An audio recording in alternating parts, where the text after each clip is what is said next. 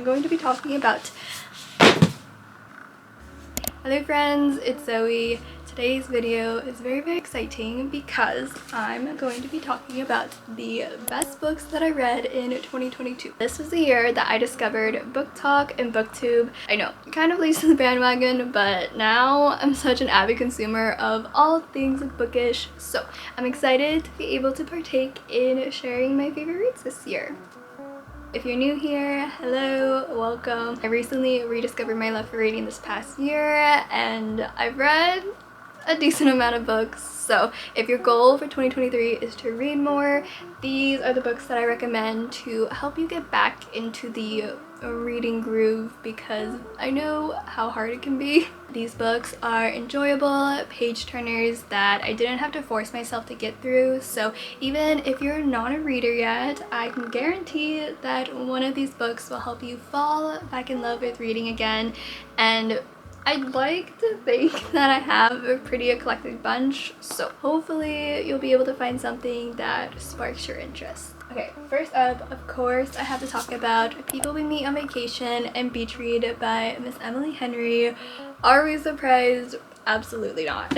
People We Meet on Vacation was the gateway for me into adult romance. It was my first 5-star read and honestly what propelled this whole reading obsession, so I think her books will always hold a very special place in my heart. I know that the romance genre can kind of get a bad rep sometimes, but I genuinely think that it is the easiest genre to get into if you're looking to get back into reading. They're super quick and easy reads, perfect for if you're in a slump, and Emily Henry is the queen of writing banter. Oh my gosh.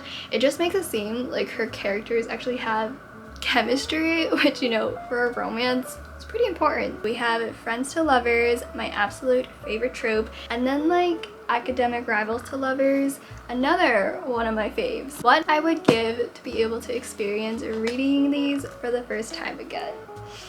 It's okay. I still have book lovers from her that I need to read. I don't know why I've been putting it off for so many months. I guess I've been like saving it. I don't know. I find that I save a lot of books that I know I'll probably end up really enjoying, whether it's because of a favorite author or a favorite trope. I like save them for, I don't know, a rainy day, and then I just never end up reading them. So yeah, that is my toxic trait. Next, I have another summer book because I started my whole reading era in June. This is Every Summer After by Carly Fortune, which is often compared to Love in Other Words. I literally just finished reading this last night because, again, I was saving it. I get why people say that these books are quite similar. They're childhood friends to lovers to strangers to lovers, which, oh my god, it's like actually my kryptonite. We also have the past present timeline, so we get to see the two main characters falling in love for the first time. The build-up is amazing. There's so much pining and yearning. Both of these books give that like soulmate type of love, which it's just so special and rare to find in a romance book. I will say a lot of people, including myself, did not like the big fallout reveal in Every Summer After, but I actually hated the reveal in Love in Other Words a lot more, or I guess like the execution of it, because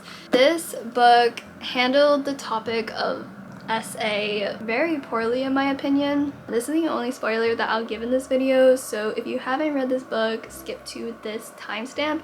But basically Elliot, the male MC, gets super drunk one night to the point where he passes out, and this girl, Emma, essentially he was unconscious, didn't give consent, and when he woke up he thought that it was Macy the entire time. And also, can we just talk about the fact that his friends were present and still let it happen? But yeah, they just completely gloss over the assault so much to the point where I've literally never heard anyone mention this before. Like, whenever people recommend this book, they always say it's a cute comfort read, which it is for the most part, but there are also sensitive trigger warnings that you should be aware of before reading this. I think the whole topic of SA for men is something that's definitely not taken seriously enough, and I think that this book really fails in that sense because it just seemed like the authors wanted to play into the whole cheating trope without making him really cheat so that the reader doesn't completely hate him, but in doing so, they are essentially encouraging this really harmful stigma. They wrote it off as a drunken mistake, but there's no mistake on Elliot's part. He was taken advantage of while intoxicated, and it was really heartbreaking to see him constantly apologize for it. They even mention how traumatized he is after the whole event whenever he tries to be with anyone else, and I just wish that the authors had given better recognition that he is a victim with PTSD instead of just brushing it off as guilt towards Macy. Wow, sorry for getting so dark, but I just wanted to mention it because I do think that it's an important conversation to be had. All in all, I did thoroughly enjoy these books. Will I still be rereading them? Yes, I will. Oh my god, we have to talk about this series. Nope, we don't have to talk about that. The Inheritance Games trilogy by Jennifer Lynn Barnes. Oh my god.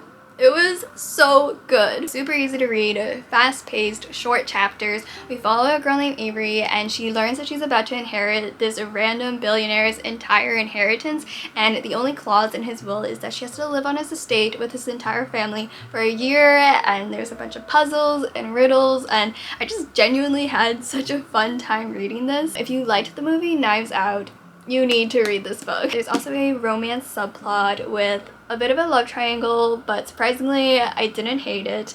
But I will say I didn't enjoy the third book as much. I think there's just like so many characters eventually. I got kind of confused, but all in all, still a really great series that I highly recommend. Next we have Tokyo Ever After by Emiko Jean. So our main character is Izumi, and you know, she's your average Japanese American girl going to school until she discovers that she's actually the daughter of the Prince of Japan.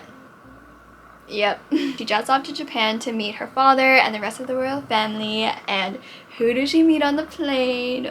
Her bodyguard, Akio. I loved their grumpy sunshine dynamic. She's like this bubbly American teenager, and he's more stoic and reserved, but it was so satisfying seeing him slowly open up to her. And only her. What made this book so special for me is that it's so much more than just their romance. There were so many relatable quotes about family, confronting your identity, being Asian American. I just loved it. It's giving Princess Diaries meets Crazy Rich Asians plus a little bit of what a girl wants. So if that sounds interesting to you, I highly recommend it. Next we have Never Let Me Go by Kazuo Ishiguro. This is actually a reread for me because it's just that amazing. I don't want to say too much about this because I think the whole beauty of the story is to be able to go in blindly and slowly piece together all the clues that the author gives us so that we, along with the protagonist, can, I guess, like figure out the mystery in this world and all of the systems that they have in place. It does have a dystopian element to it, so the first like 50% of the book you're just like trying to figure out what is going on, but the writing is absolutely beautiful and I definitely want to read more of his works. The Atlas 6 by Olivia Blake, yet another book that had a lot of hype around it, and I can honestly see why. I read this in the fall when I was craving that dark academia vibe, and it also has a bit of magical realism. It follows 6 of the world's most powerful medians, I don't know how to say the word, but they're essentially magicians who are selected to compete for a spot in the Alexandrian Society, who are the caretakers of lost knowledge. Also, I feel like Book Talk advertises this as academic rivals to lovers, but do not go into this book expecting it because you're just going to be disappointed. While there are certain ships that you can tell through the breadcrumbs that the author gives us, it's more about the dynamic between the 6 of them. They all hate each other but low-key love each other, and I love it. I will say, if you're getting back into reading, this may not be the easiest place to start because I definitely had to use my brain cells to read this one. And while the writing style may not be for everyone,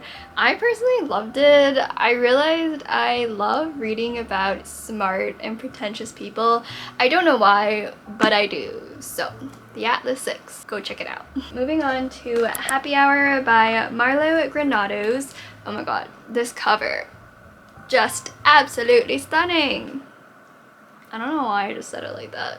It follows two girls as they navigate their way through one very hot summer in New York City, and they only have a few dollars between the two of them, so very relatable. I adored this book with my whole heart. The writing was so entertaining and witty, and I really enjoyed the commentary on, you know, the whole feminine experience and also female friendships. If you live in New York, this is a must read.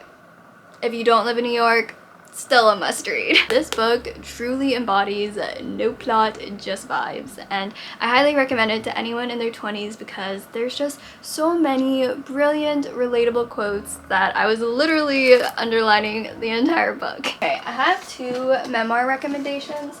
The first one is I'm Glad My Mom Died by Jeanette McCurdy. Oh my god, this is a freaking masterpiece. Like, easily one of my top 3 reads this year. It just completely blew my mind. It's funny, it's witty, yet still obviously heartbreaking, and her writing style progression, the pacing, just everything about this book is literal perfection. You can really feel how intense her need to please her mother was, and of course you get to see the behind the scenes of her as a child actor, what she went through, and I just really liked how brutally honest she was with her thoughts and emotions, even when they're a bit like ugly or negative. It was just really refreshing and amazing to hear. Big trigger warnings for abuse and eating disorders because she talks a lot about her struggle with her relationship with food, and I'm not gonna lie, I could relate to a lot of her toxic thoughts and behaviors more than I'd probably like to admit.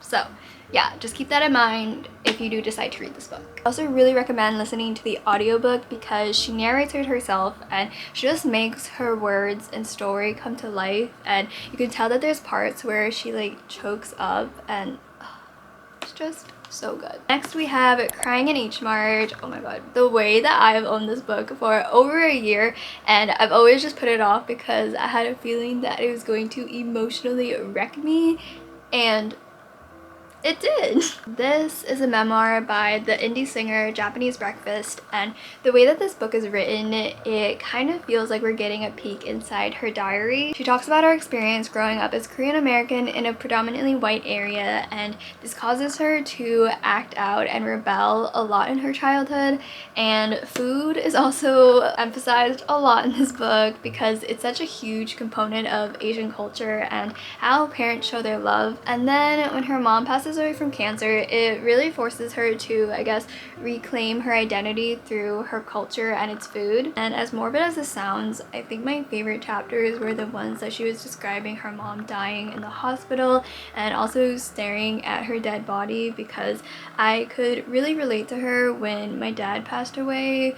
So yeah, this book is really sad and it definitely hit home in a way that I wasn't expecting it to, but I highly recommend it. Okay, and then lastly, on a lighter note, I have a duology for you guys, These Violent Delights and Our Violent Ends by Chloe Gong. This is a Romeo and Juliet retelling based in 1920s Shanghai, so we get the glitz and the glamour, also mixed with the political climate at the time. It follows Roma Montaukov and Juliet Tsai, who are heirs to two rival gangs locked in a blood feud, and there's a bit of a fantasy element because there's like this madness that's taking over the city and they have to come together to stop it.